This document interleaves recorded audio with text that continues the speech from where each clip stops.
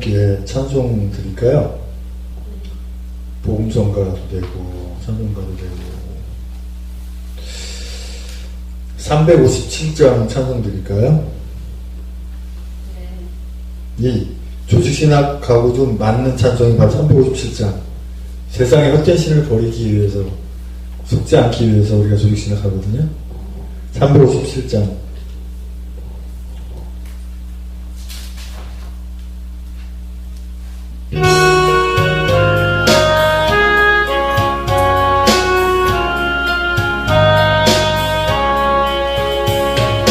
세상의 헛된 신을 버리고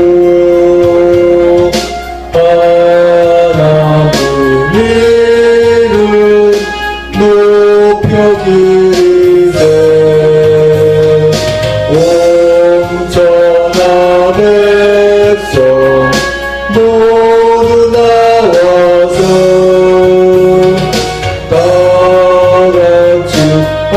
하나님만 섬기세. 세상의 헛된 우상 버리고 인간의 모든 부귀영화와 거짓과 모두 버리고 온전히 하나님만 섬기세. 주님의 백성 서로 애하여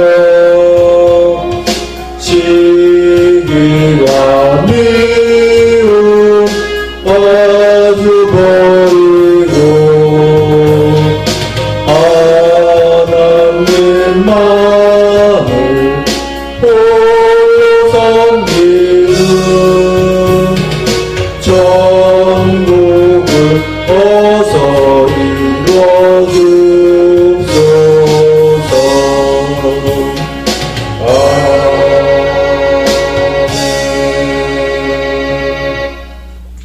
존귀하신 주님 감사합니다. 또 조직신학 강의 시작합니다. 전하는 자나 듣는 분이나 은혜 가운데 함께 인도하여 주시옵소서. 예수님의 이름으로 기도합니다.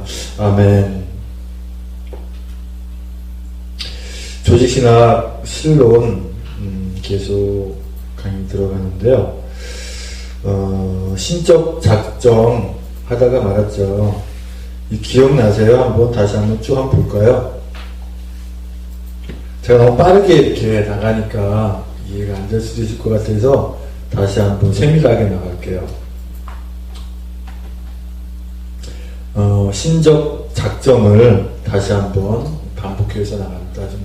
이번에는 좀 세밀하게 꼼꼼하게 짚어서 나가겠습니다.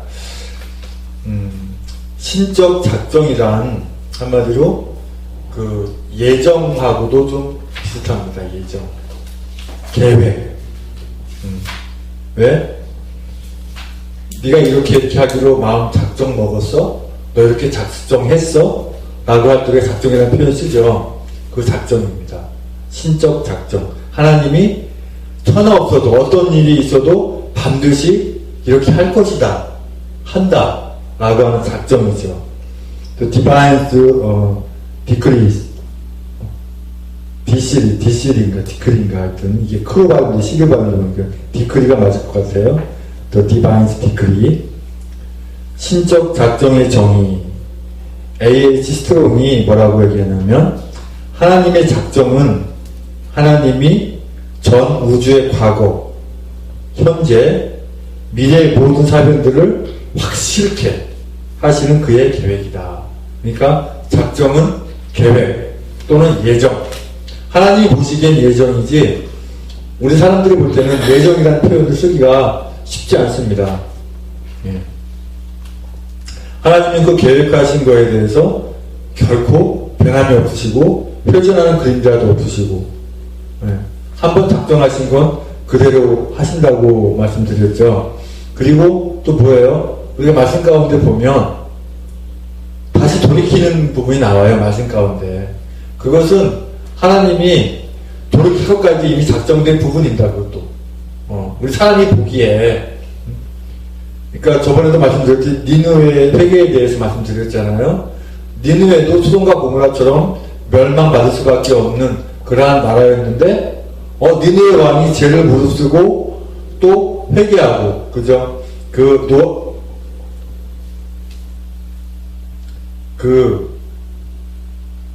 갑자기 선제 이름 생각이 안 난다. 요나, 그렇죠. 네. 요나가 하나님께서 니느웨에 가서 전하라고 했을 때, 물론 딴 데로 다시스로 갔다가 다시 이제 니느웨로 갔지만, 어차피 니느웨에 가서, 니들 이대로 안 하면 하나님이 이 성 멸망할 수밖에 없어. 라고 확실하게 말씀을 전하니까 그들이 왕부터 죄를 무릅쓰고, 옷을 찢고, 자복하고 회개하니까 모든 백성들이 똑같이 다 그렇게 하니까 그것을 보시고 주님이 뜻을 돌이켰다 하는데 사실 그것까지도 작정이 되어 있는 상태다라고. 하나님이 계획 바꾸셨네, 작정해도 이랬다 저랬다 하시네, 이게 아니라고 하는 거예요. 그 돌이킬 것까지도 작정. 예를 들어서 우리 사람으로 얘기한다면 이렇게 하면은 분명히 이렇게 할 거야 하니까 이렇게 먼저 하고 이렇게 해야지라고 작정한 거랑 마찬가지라는 얘기죠. 그렇게 이해하시면 쉽겠죠.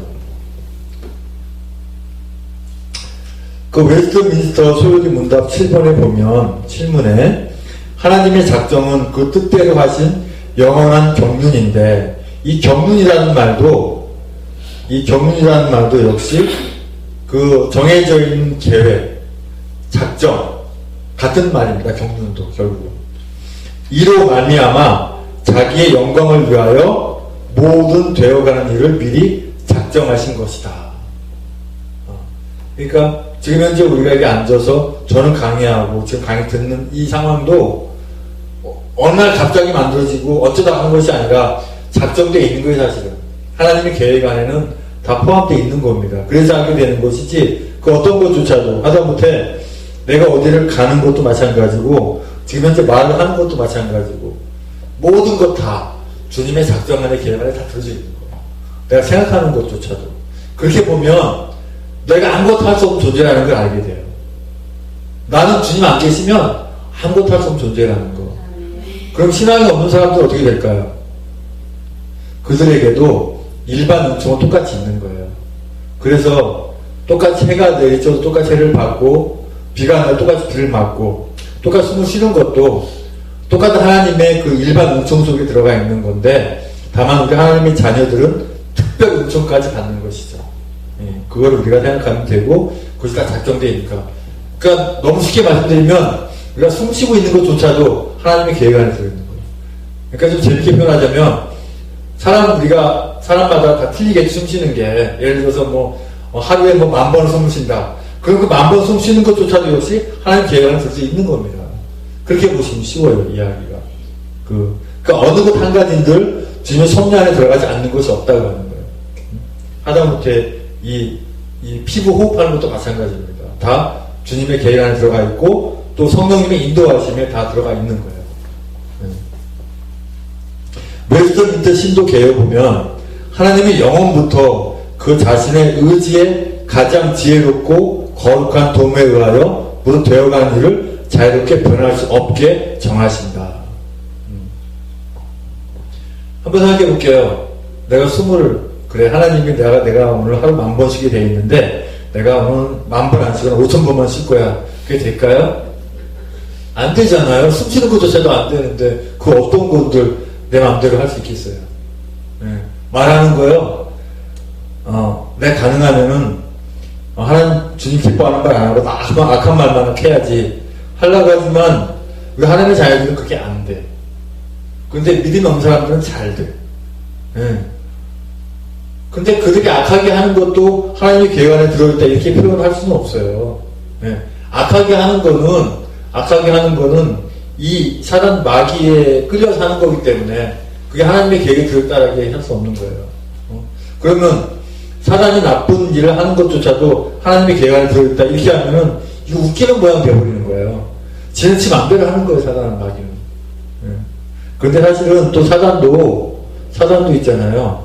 하나님 하지 못하게 하는 건 못해요. 너 하지 마.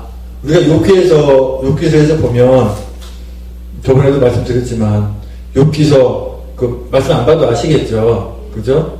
너 세상 도로 다녀봤냐? 너 욥이라는 사람 봤어? 욥처럼 순종하고 좋은 사람 너 본 적 있냐? 그러니까, 이거 하나님. 걔 있는 게 있으니까 그렇지, 걔 거 다 뺏어보자. 하나님 따르겠는가? 그래? 그럼 네가 한번 시험해봐라. 그런데 뭔 건드지 마라? 생명을 건드지 마라. 하나님 하지 말라는 건 못해요. 그런데 만약에 사단이 아이고 하나님 내 마음대로 할 테니까 놔두쇼. 내가 내 마음대로 할게. 목숨도 내가 뺄 수 있어. 마음대로 할 테니까 떼놔둬. 라고 하면은 사단이 어떻게 되는 거예요? 하나님보다 더 높은 존재가 돼버리는 거예요. 그러면 이거 말도 안 되는 얘기죠. 그럼 하나님의 존재로서의 가치가 없는 거죠. 정합성이 없는 거잖아요. 사단한테 누를 일이 이렇게 되잖아요. 그럴 수가 없는 거잖아요. 그렇다고 사단 하나님 만들어내 이런 표현 쓰면 안 되는 거고. 하나님은 이게 좀 굉장히 조심스러운 부분인데, 하나님은 천사를 만들었고 사람을 만들었지 이 마귀 사단을 만들지 않았어요. 우리가 타락해서 우리가 악해지는 거지, 사단 마귀를 따로 하나님 만들지 않았단 말입니다. 나중에 사단론에 가서 사단에 대한 부분을 다시 이렇게 듣기도 하고요. 그러나 그 때문에 그 결과로 하나님이 죄의 조성자가 된다든지 나오잖아요, 그죠? 그거 봐, 하나님이 네가 죄 질 것까지 계획했잖아. 이렇게 하면 안 되는 거예요. 또 제2 원인인 자유나 우연성이 탈취되든지 하는 것은 아니고 도리어 확정되는 것이다. 내가 죄를 지어서 주님 앞에 죄를 짓는 거지, 내가 죄를 짓는 것도 하나님 앞 작정이 되어 있어 라고 생각하면 안 되는 거예요. 하나님의 작정 안에 되어 있는 건 뭐냐면 돌아올 거. 네가 죄를 지었지만 다시 돌아온다. 그건 하나님의 계획 안에 들어있어요. 그렇지만 네가 죄를 짓 것도 하나님 계획 안에 들어있다. 이렇게 돼버리면 안 되는 거예요. 하나님은 우리가 죄 짓고 절대 계획하지 않으세요. 지 맘대로. 우리가 자유의지가 있잖아요. 내가 내 맘대로 할 수 있는 자유의지가 있단 말이에요. 죄를 질 수 있는 자유가 있고 죄를 짓지 않는 자유가 있어요. 근데 어떤 자유를 활용해야 돼요? 죄를 짓지 않는 자유를 우리가 써야지. 그렇죠? 죄를 짓는 자유를 쓰는 건 뭐예요? 그거는 악한 걸 따라 쓰는 거기 때문에 하나님하고 계획 작정하고는 전혀 상관이 없는 거예요.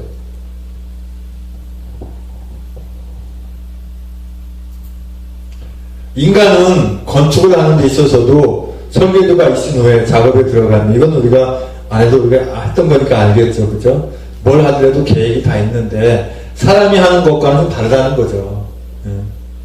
설계도면에 아무리 잘 그랬다 하더라도 보니까 지면 보니까 아니야, 여기다가 큰 방을 넣으면 될 것 같지 않고 여기다는 아무래도 그 세면장 넣는 게 나을 것 같아.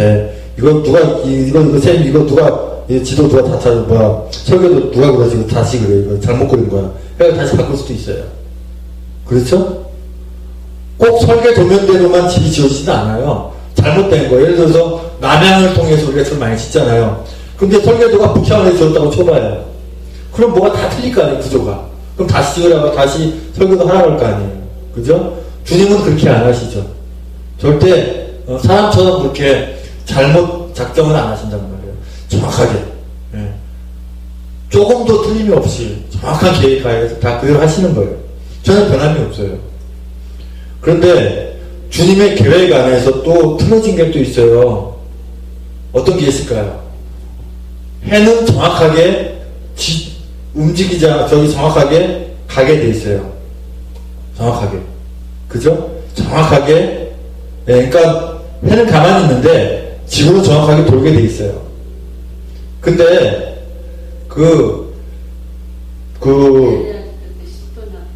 그렇죠. 해가 10도가량 이렇게 그러니까 멈춘 거. 그죠? 그러니까 이렇게 말하자면 시간이 멈춰버린 거죠. 뒤로 간 게. 그렇죠. 시간이 멈춰있는 게 뒤로 간 거랑 마찬가지죠. 안 가는 거니까. 그래서 그때 모세가 기도하고 아론과 훌이 모세의 손을 붙잡아주고 여호수아와 싸울 때 해가 그 중앙에서 그냥 멈춰 서 있는 거예요. 그러니까 시간 뒤로 가는 거죠. 안 가니까 해가. 예. 사실 해가 안 가는 게 아니라 지구가 쓴 거로 볼 수가 있겠죠. 예. 지구를 쓰게 하신 거예요. 그러면 이거는 하나님의 계획 안에 안 들어져 있는 거 아니냐 하면 그것이 역시 하나님의 작정 안에 들어가 있는 거란 말이에요. 하나님 갑자기 변하셨네 이게 아니라 하나님은 우리는 모르지만 하나님은 앞으로 되어질 것도 아시잖아요. 왜요? 과거, 현재, 미래가 주님 안에서는 주님을 보기엔 다 현재니까. 그죠? 제가 늘 말씀드리잖아요. 주님이 천지를 창조하신 것도 십자가를 지신 것도 주님 이제 다시 오시는 것도 주님 앞에는 현재라고요. 다. 그래서 말씀을 현재로 선포한다고 말씀드렸잖아요. 이 말씀 가운데. 그렇죠? 네. 그러니까 이 성경 말씀 속에서 우리가 볼 때 이거는 작정하고 좀 틀리네. 이거는 무슨 지구가 멈추고 이런 게 어딨어? 이게 아니라 그것도 역시 주님의 계획 안에 다 들어져 있다고, 작정 안에 들어가 있다는 거죠. 왜 하나님은 영원부터 계획하시고 섭리하셔야 하는가? 왜 그러겠어요? 혼란 생길 거 아니에요. 아니, 해가 오늘은 떴는데 내일부터 안 된다고 쳐봐요. 갑자기 하나님이 기분이 나쁘셔서 지구를 또 멈춰 놓으셨대, 그냥. 니들 기분 너무 나빠. 내가 지구 멈춰버릴 거야 하고. 그때마다 막 마음 변하시고. 그런 하나님 같으시면은 우리가 어떻게 살겠어요, 답답해서. 숨을 쉬어야 되는데, 너네 하는 거 보니까 안 되겠어. 당분간 공기 압수 해가지고 공기를 안 준다든지. 또, 이 땅에 전쟁이 없게 하셨는데, 앞으로도 이제 없을 거라고 보는데, 갑자기 또 전쟁을 허락해가지고, 그런 난리가 치면 어떻게 되겠어요? 그러니까 주님 안에 앞으로 전쟁이 계획되어 있다면 당연히 전쟁이 있겠지만, 앞으로는 전쟁이 없을 거라고 저는 보거든요. 앞으로 전쟁이 없을 거라고 봐요. 우리가 마지막 전쟁 보는 건 언젠가? 그때는, 그러니까 아마겟돈 전쟁이라고 하죠. 요한계시록에 보면. 마지막 전쟁. 그 전쟁은 언제냐면은, 우리 하나님의 자녀들은 이미 하나님 나라에 가고 없고, 신앙이 없는 사람, 믿음이 없는 사람들이 나만 겪어야 돼. 그 전쟁. 그러니까, 요한계시록 전하더라도요, 요한계시록 무슨 공포의 장, 무슨 겁주는 장으로 선포하면 절대 안 돼요. 성경 말씀, 창세기부터 요한계시록까지 모든 말씀이 다 사실은 복음의 장이에요. 우리의 기쁨의 장이에요. 감사의 장이고, 은혜의 장이란 말이에요. 근데 이상하게 이단 사입이 약한 것들은 요한계시록까지 장난을 쳐요. 왜? 요한계시록 신비에 쌓여있거든요. 너도 모르고 나도 모르고, 에라 모르겠다. 막 바꿔갖고 하는 거예요. 근데 그들은 모르니까 그렇게 할 수밖에 없고, 주님이 말씀에 그 깊이를 안 주시고, 또 요한계시록 보니까 이렇게 절망받을 만한, 고통받을 만한 그런 내용들이 많이 나오거든요. 그러니까 이거 장난치는 거예요. 나중에 제가 요한계시록에 대해서 말씀드릴 때 되면 저만 좀 말씀드릴게요. 그러니까 지금 요한계시록 강의한다고 하는 사람들, 신학 교수가 됐든지 목사님 됐든지 간에 잘못하는 분들이 거의 많다. 제대로 하는 분이 없다. 그리고 사실은 요한계시록을 성경 본문을 잡는 분들 거의 없어요. 거의 없어요.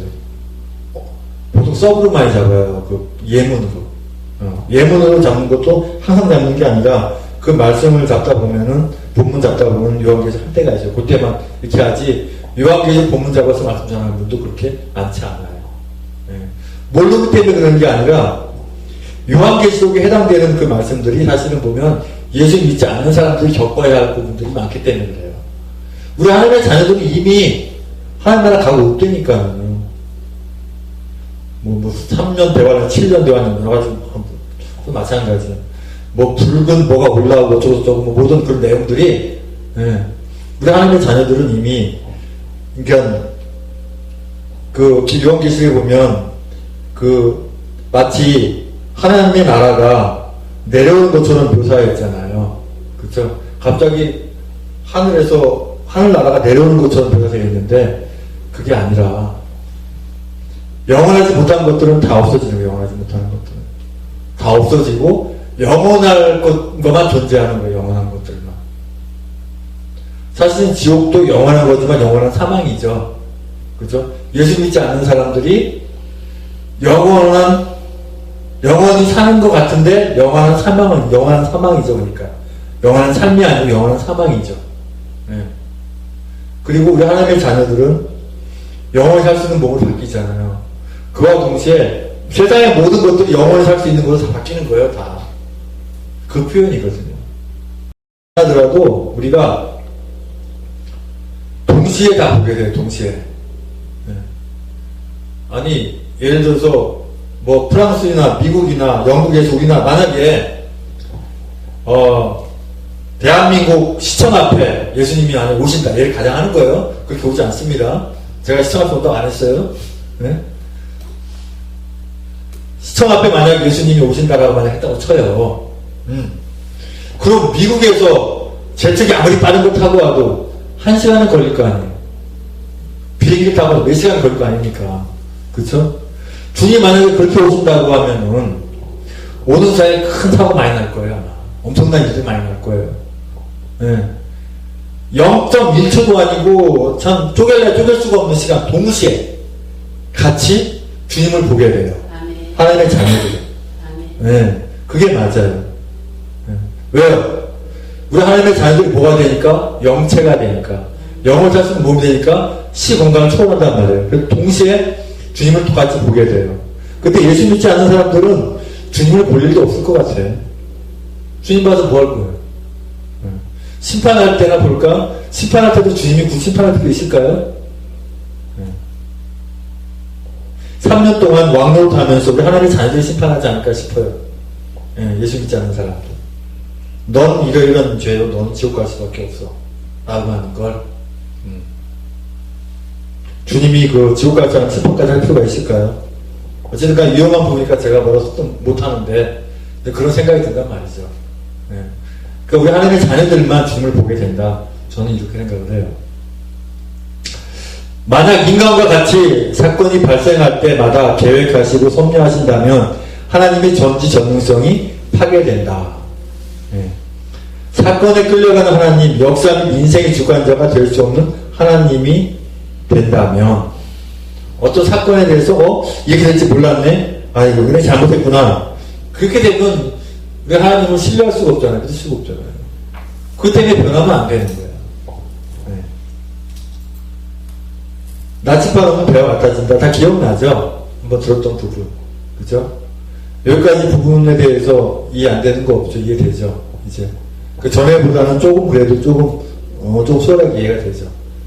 그러나 사실은 이 PPT가 파워포인트가 빨리빨리 넘어가는 게 중요한 게 아니라 여기에 맞춰서 풀어줘야 되는데 제가 이제 너무 빠르게 나가다 보니까 또 그때는 글씨도 잘 안 보였죠. 글씨도 안 보였고 뭐가 뭔지 잘 몰랐죠. 지금 이제 폰트를 바꿔서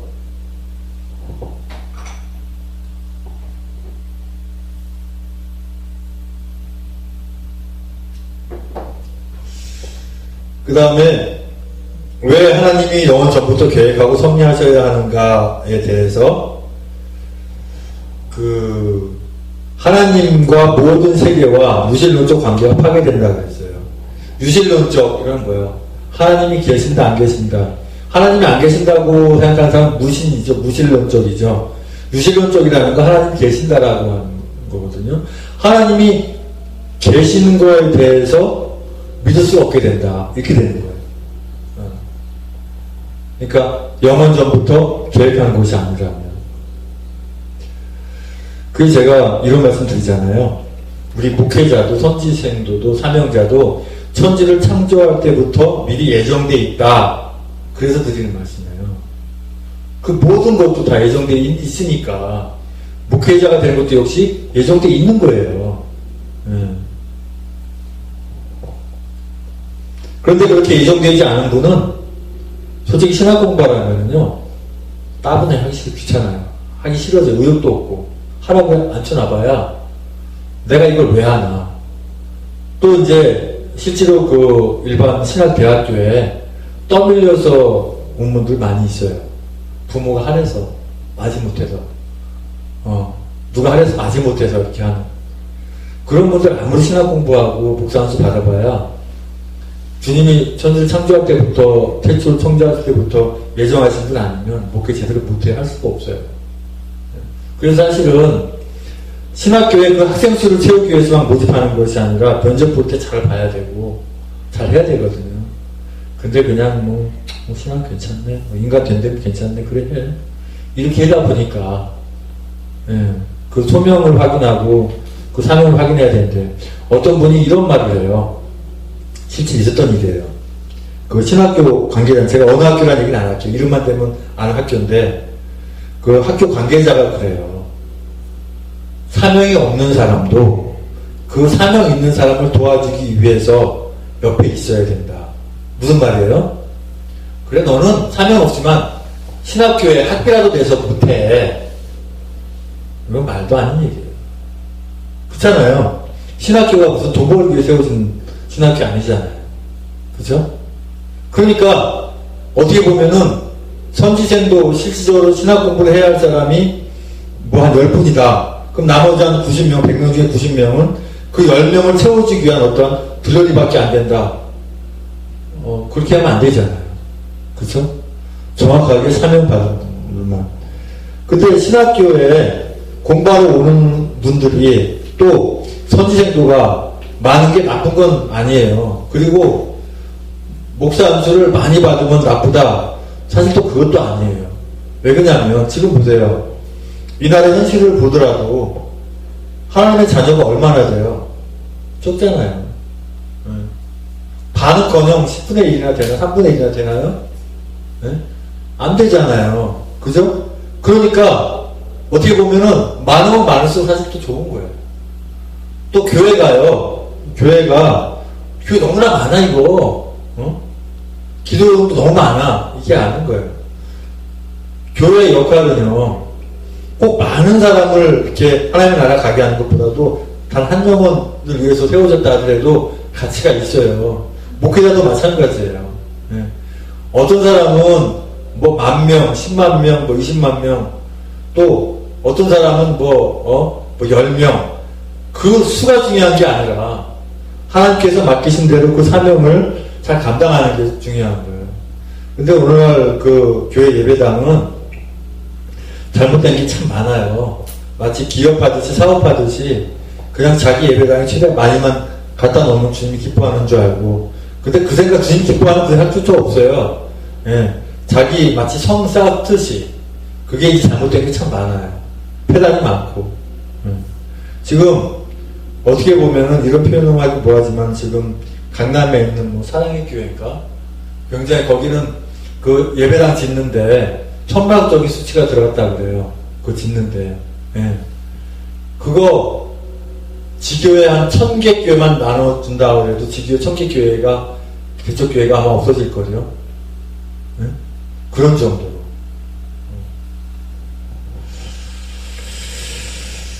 그리고 이것도 나타났다고 그러잖아요. 그 오정현 목사 있잖아요. 그 옥하는 목사님이 세운 거를 후회한다, 잘못 세웠다라고 하는 그 서류가 그 친필이 진짜 친필로 드러났어요. 법적으로도 잘못 세웠다라고 하는 거. 그래서 뭐 법적으로 어떤 제재를 막 받을 거야. 하는 거 봐봐요. 오정현 목사님 그런 거 세웠겠는가? 그러니까 뭔가 잘못돼. 마치 지금 박근혜 대통령을 몰아내고 이 엉뚱한 것이 차고 앉아있는 것처럼 모종에 뭐가 있었던 것 같아요. 뭐 그런 것처럼 뭐 이랬다 저랬다 해버리면 하나님의 주권성이 파괴돼버리는 거야. 그래서 영원전부터 미리 작정하시고 섭리하심으로 하나님의 전지전능성이 인정되고 하나님과 모든 세계와 유실론적 관계가 바로 정립되고 하나님의 주권성이 인정된다. 이렇게. 뭐 이런 것까지 할 필요가 있을까? 근데 이건 우리가 알아야 되잖아요. 그죠? 왜 하나님의 작정은 변함이 없는 것인가? 근데 기도하고 하나님의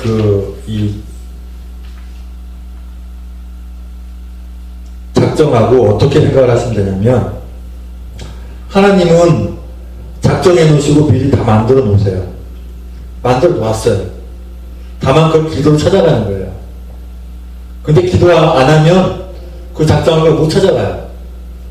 그래서 기도가 그렇게 중요한 거예요. 하나님이 뭐 했다고요? 미리 다 작정해 놨다고요. 뭐로 찾아간다고요? 기도로 찾아간다고요. 기도로. 아무리 하나님이 주시기로 작정해 있었어도 기도하지 않으면 아닌 말로 국물도 없어요. 기도로 찾아가야 된다. 그래서 이제 그 성경적 명칭과 신적 작정을 이제 구약 성경에서 보면 뭐 애차라는 말이 이제 히브리어인데 그 경영, 모략.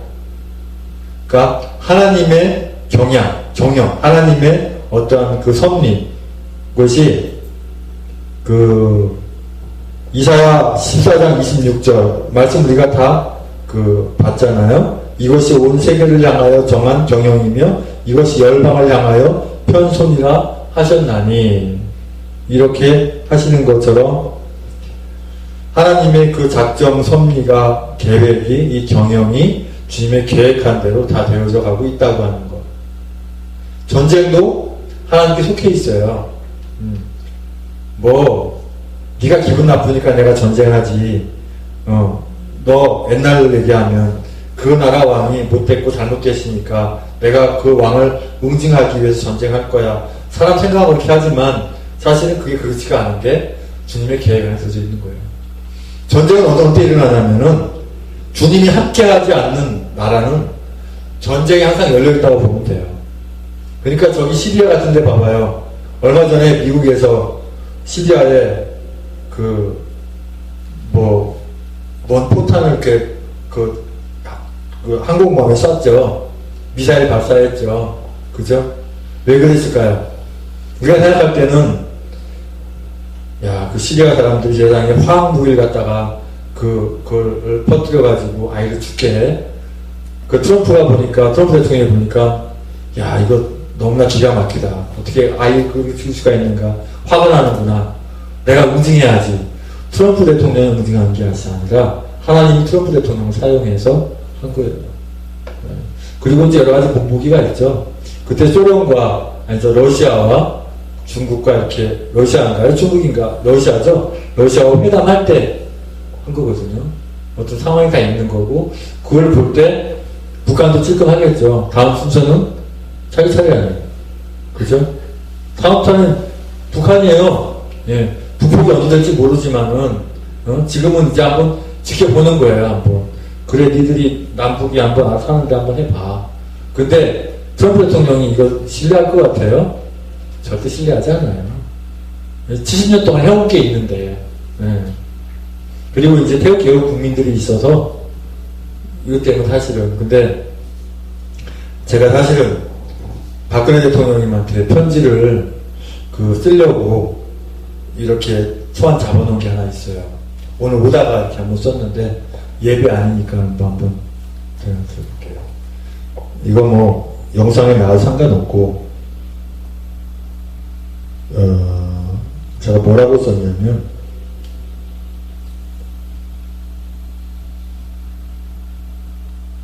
이게 FM으로 그냥 계속 강의만 들어가면 또 그래요. 간혹가다 이런 것도 한 번씩 하는 것도 괜찮아요. 오늘 전철 타고 오면서 내가 기록했어요. 이걸 제가 하게 된 이유가 한번 들어보세요. 존경하고 사랑하는 박근혜 대통령님께, 제가 대통령님께 서신을 보내기는 처음이에요. 저는 재작년 10월부터 지금의 대한애국당, 즉 박근혜 대통령님의 무죄석방을 위한 애국단체인 천만인 무죄석방운동본부 태극기 집회에 참석하고 있는 한상현 목사라고 해요. 아마도 대통령님과 표친인 신진애 사모님은 아실 거예요. 그분이 말씀하시기를 대통령님도 장신대 입학하시어 수학하시는 중 주변의 눈총이 힘들게 하여 중도에 그만두셨다는 말을 듣고 신앙이 있으신 분이구나 하는 것을 알았어요. 저는 대통령님이 비상대책위원장으로 대선에 나오실 때 당선되실 거라는 주님의 세미한 음성을 들었는데 실제로 당선이 되시는 것을 보고 놀라기도 했어요. 그리고 지금 대한애국당 대표이신 조원진 대표님에 대해서도 똑같이 세미한 음성을 주셔서 저도 무언 바치해서 제가 도울 수 있는 것은 도와드리고 있어요. 한 가지 대통령님께 드리고 싶은 말씀은 대통령님은 자유민주주의를 지키시기 위해서 마치 예수님이 지시는 십자가처럼 이 길을 가시고 계시지만 사실 일전에 시청 앞에서 동성애 퀴어 축제와 무슬림의 할랄 푸드와 박정희 대통령의 동상 등을 세우신다 하셔서 무슨 일이 생기지 않을까 우려하기도 했어요.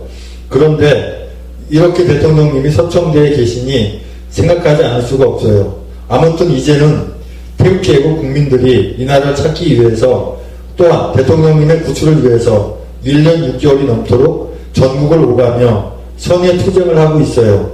바로 꼭 원하는 것은 지금 태극기 집회가 4.4.5 분열되어 하고 있는데 이것은 외신이 보기에는 그렇게 좋은 모습이 아니에요. 그래서 미국의 트럼프 대통령님이 보시기에 자기네들끼리 단합되지 않는 민족 굳이 도와줄 필요가 있을까 하는 생각을 하기에 충분해요. 그래서 대통령이 목숨을 어차피 걸고 선의의 투쟁을 하시는 것으로 알고 있습니다만 한쪽으로 그것도 대한애국당과 천만인 무죄석방운동본부에 힘을 실어주셔야 해요. 그러시려면 조원진 의원님을 한번 만나주셔야 해요. 그것만으로도 하나로 모을 수 있는 방안이 되어요. 기도해 보시고 실행하여 주시기를 간곡히 부탁드려요. 한상현 목사 올려요. 이렇게 제가 한번 시안을 잡아봤어요. 의미가 있죠. 네. 근데 이러한 것도 결국은 그래요. 박근혜 대통령님이 이 서청대에 갇히고 이렇게 잡히고 또 지금 현재 우리 조원진 대표님이 이렇게 태극기 집회를 끌어가는 이런 상황도 사실 주님 섭리 안에 다 들어가 있어요. 네. 그래서 저는 태극기 집회를 성령 행진이라 표현을 해요. 거기 하는 자녀들도 많이 계시고 목사님들도 많이 계시거든요. 네. 그걸 통해서 이 나라를 다시 살릴 수 있는 그런 걸 만드시는 과정 중에 있는 거예요. 그렇지 않으면 그런 집회가 없었다면 이 나라는 벌써 적화되고 끝났어요. 벌써. 네. 마음대로 될 거 없었어요. 네. 미국도 이제 손을 안 쓰게 되게 되면 네. 자생하고자 하는 살아나고자 하는 그런 민족이 아닐 때는 도와줄 수가 없는 거예요. 베트남 그래서 망했잖아요. 네. 아무리 도와주려도 서로 그냥 밤이면 적이 되고 낮이면 친구가 되고 어떻게 붙잡고 도와주겠어요. 그러니까 어쩔 수 없이 못 도와주게 한 것이죠.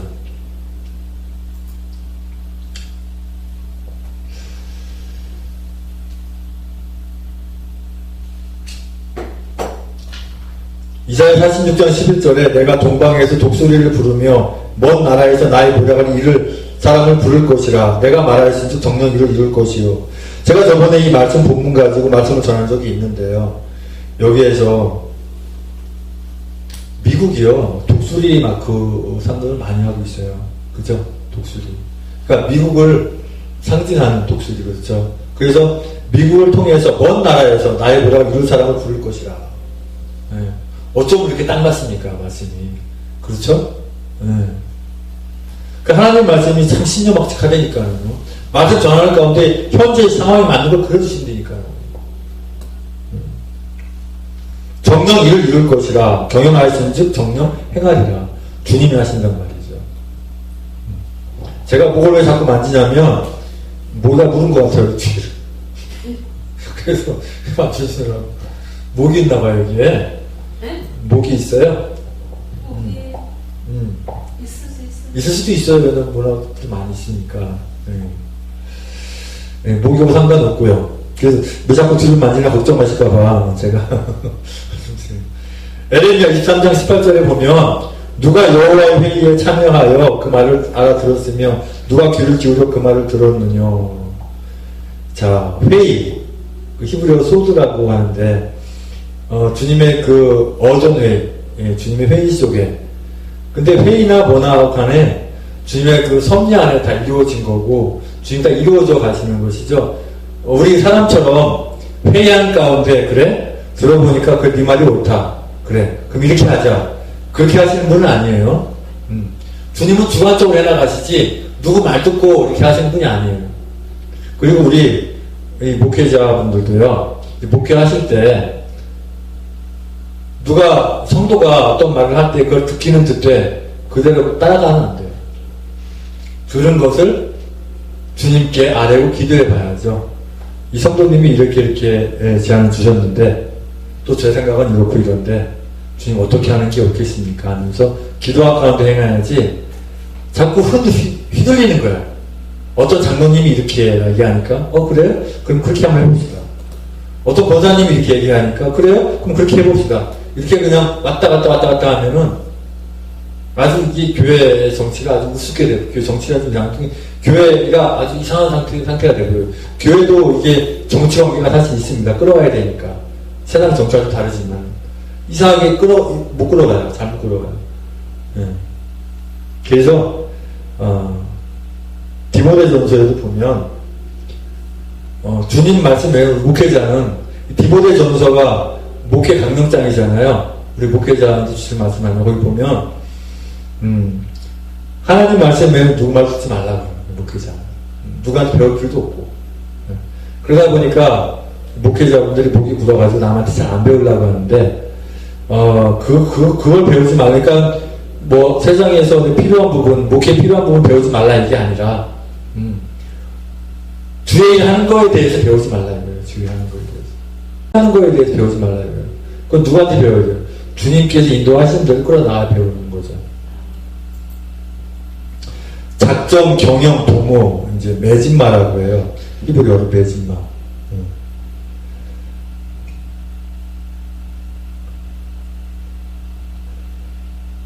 도모한다는 거, 작정한다는 거, 경영한다는 거 다 같은 말이죠.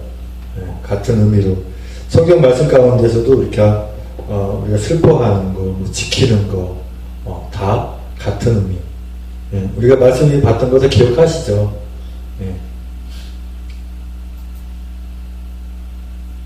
잠언에 있는 말씀도 우리가 본 말씀 그대로고.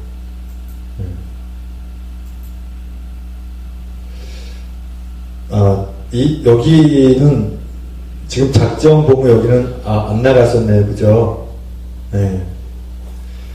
저번에 회의 여기까지 했었죠? 네. 작정 경영 여기는 이제 안 나갔어요. 자, 에레미야 4장 28절에 보면 이로 인하여 땅이 슬퍼할 것이며 위의 하늘이 흑암할 것이라 내가 이미 말하였으며 작정하였고 후회하지 아니하였은즉 또한 돌이키지 아니하리라 하셨음이로라.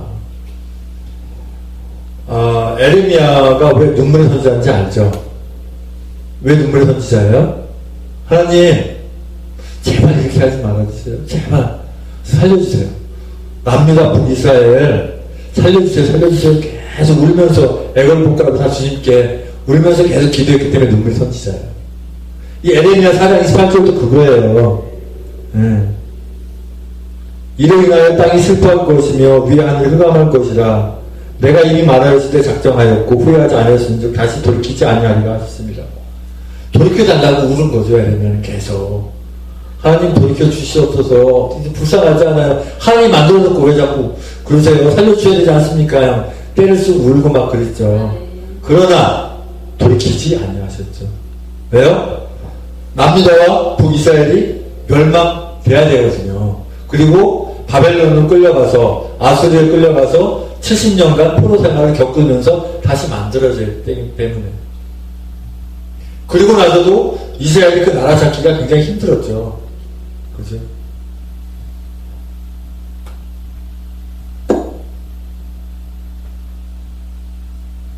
에레미야 51장 12절에 바벨론 성벽을 향하여 길을 세우고 튼튼히 지키며 파수꾼을 세우며 복병을 베풀어 방비하라. 이는 여호와께서 바벨론 거민에 대하여 말씀하신 대로 경영하시고 행하심이로다.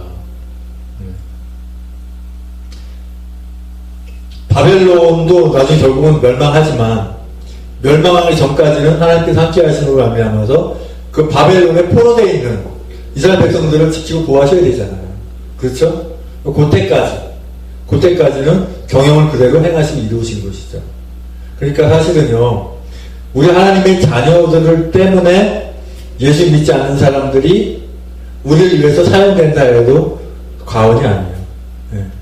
결국은 우리 선지생도 우리 목회자를 키우기 위해서 예수 믿지 않는 사람들이 사용되는 경우가 참 많이 있습니다.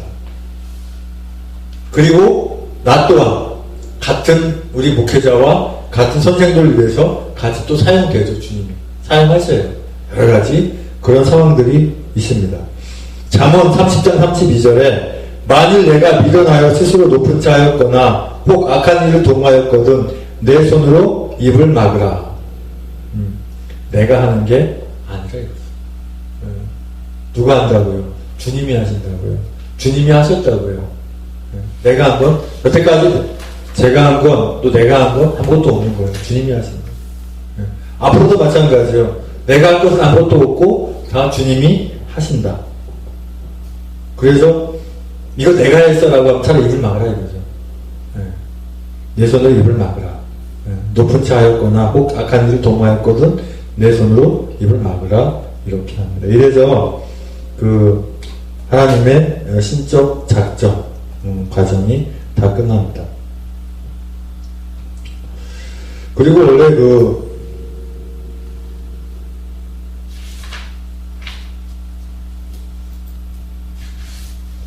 이 머리말에서 보면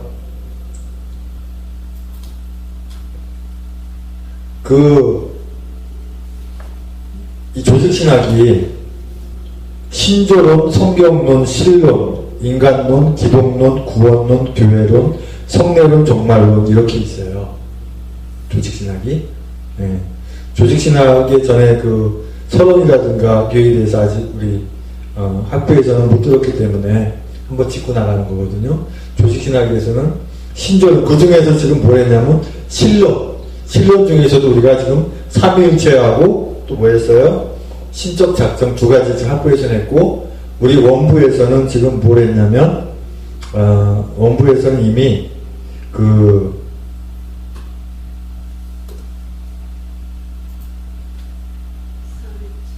여기 보시면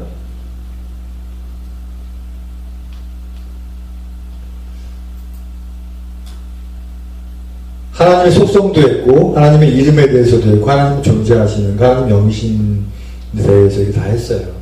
다 했는데 이것을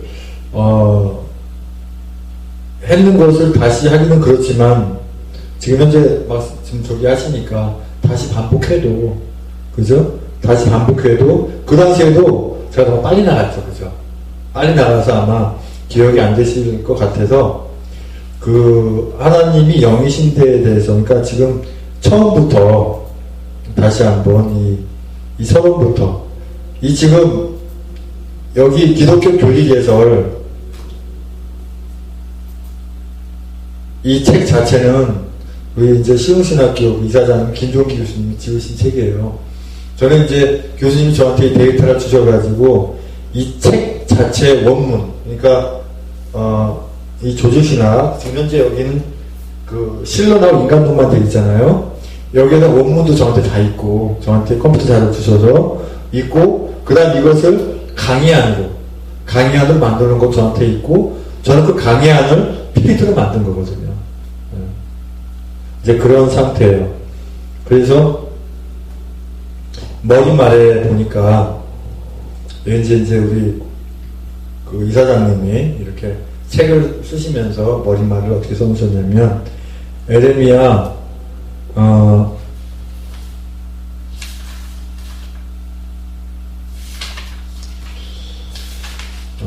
에레미야 6장 16절에서 19절에 여호와께서 이같이 말씀하시되 너희는 길에서 서서 보며 옛적 길 곧 선한 길이 어디인지 알아보고 그리로 행하라.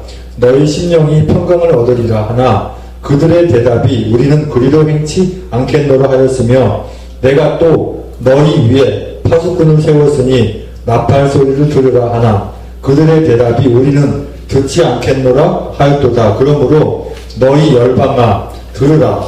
회중아 그들의 당할 일을 알라. 땅이여 들으라. 내가 이 백성에게 재앙을 내리리니 이것이 그들의 생각의 결과라. 그들이 내 말을 듣지 아니하며 내 법을 버렸음이니라. 하나님께서 남유다와 북이스라엘을 멸망시킬 수밖에 없는 것에 대해서 분명히 말씀하시잖아요.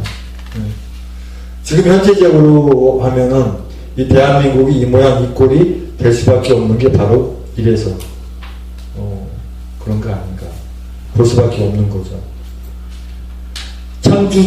창조주 되시는 하나님께서 피조물인 인간을 찾아와서 교훈하심으로써 성립된 계시로서 그리스도인의 신앙과 생활에 있어 오류 없는 유일한 규범입니다. 이 성경을 이해함에 있어서 하나님의 특별하신 도움이 없이는 그 깊으신 뜻을 분별할 수 없으며 나아가 성경 전체를 조직적이며 교리화한 기독교의 교리서를 아는 것은 필수적이라고 본다. 이 교리서는 오래되고 화려한 경력을 가진 자가 썼다고 다 좋은 것은 아니다. 참된 교리서는 가장 성경의 내용에 일치하느냐에 따라서 평가해야 할 것이다. 이렇게 기록하셨고요. 고로 본서는 어떤 특정한 교파가 고집하는 교리에 치중하지 않고 성경의 참 뜻이 어디 있느냐를 찾으려고 고민했으며 그 흔적을 여러 곳에서 발견할 수 있을 것이다. 바라기는 본서가 교회 학교에서 가르치는 교사들과 평신도들과 특별히 기독교 계통의 대학에서 수학하는 학생들로 하여금 성경에 기초한 바른 교리의 체계를 확립케 하는데 기여했으면 하는 바람과 아울러 본서를 읽으시고 잘못된 점이 있다든지 보다 더 보완해야 할 부분이 있으면 사랑하는 마음으로 충고해 주시면 감사하겠다. 끝으로 마련한 종이 이 자리에 서기까지 함께 하신 하나님과 물신양면을 키워주실 뿐만 아니라 바른 신학체계를 갖추는데 모든 것을 아끼지 아니하신 여기 장종현 박사님이라 나오는데 하나님께서 이 장종현 박사님, 장종현 이사장님 세운 걸 기뻐하지 않는다고 저한테 감동 주시더라고요. 왜냐면 이 백석총회가 지금 대신총회가 엄청 잘못하고 있어요. 지금 주님 기뻐하지 않고 있어요. 김준상 박사님은 그 백석 그 기독신학을 세운 그 이사장님이세요. 이분 사실은 이분은 제대로 했는데 이 또 감사 불설주야 기도를 쉬지 않게 하신 어머니 우리 김종기 이사장님의 그 어머님 조남이 정성녀님이네요. 님과 장로님 허규래님과 그리고 나의 내조자인 아내 김혜옥 사모님이시죠. 네. 또한 이 책이 나오기까지 수고하신 도서출판 이래서온 대표 되시는 김한성님이 모든 분들에게 감사를 드립니다. 조 2015년 5월 1일 2010년도에 5월에 이 책을 썼다는 걸 알 수가 있죠. 네. 그래서 순서가 이제 신조론, 성경론, 신론, 인간론, 기독론, 구원론, 교회를 통해 이렇게 쫙 있다고 하는 거예요. 그러니까 저는 이 이사장이 만든 책 가지고 그 데이터 가지고 이제 PPT를 만들어서 강의를 하는데 제가 따로 이것을 뭐 제 이름 바꿔가지고 책 낼 필요가 있을까요 없을까요? 없어요. 그 필요한 거예요. 그게. 네. 만약에 잘못됐다면 또 만들 필요가 있겠죠. 근데 제대로 만들어줬으니까 그럴 필요가 없는 거예요. 근데도 신학교 교수라고 그러면 그래도 내 책은 하나 있어야 되지 않냐. 뭐예요? 자기 이름 내려고 책 만든 거 필요가 없는 거예요. 네? 예를 들어서 한 교단 있다고 쳐요. 그러면 하나의 교단이 지금 장로교만 해도 3,000개가 넘는데 그럼 자기 교단 맨 처음에 쓴 책이 있을 거 아니겠어요? 조직신학에 대해서. 그럼 그것을 그대로 해가지고 쓰면 되지. 뭐 강의할 때마다 자기 이름 돈 쳐발라가지고 죄송합니다 표현이 그래서 돈 그래가지고 책 만들어가지고 책 몇 권 내지도 못하면서 할 필요 뭐가 있냔 말이에요. 차라리 그걸 어려운 사람 도와주지.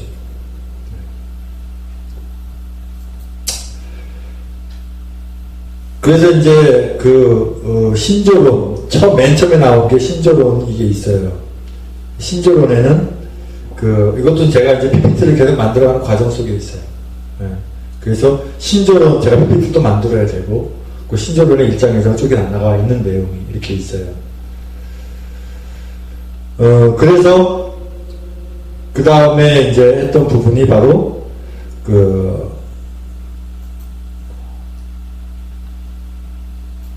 신론에 대해서, 아까 많은 조직신학 과목 중에서 세 번째 신론에 대해서 이렇게 이제 우리가 강의를 시작하게 된 거죠. 그 신론에서 보면, 우리 전사님은 이미 강의를 들은 부분이지만 다시 복습과 또 세세하게 든다도 보시면 또 될 거예요. 근데 시간이 벌써 3시 반이 넘었는데 이게 설교학도 또 해야 되잖아요. 그죠?